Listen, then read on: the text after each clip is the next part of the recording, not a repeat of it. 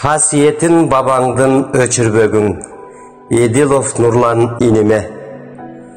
Қасиеті болбосо нарк болобу, кадыр арткан кылымдап калк болобу, ата жолу тегинде кут болбосо, айтылган ал адамда барк болобу.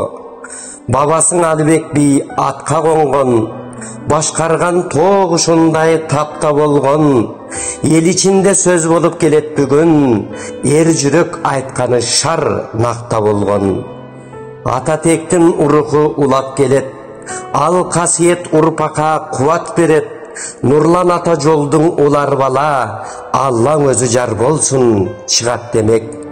Бар мүнөзү чоңойгон тоо койнунда, шар мүнөзү тегинде жолдорунда, бийиктикке жараткан алып чыксын, би атасын тартат деп болжолунда.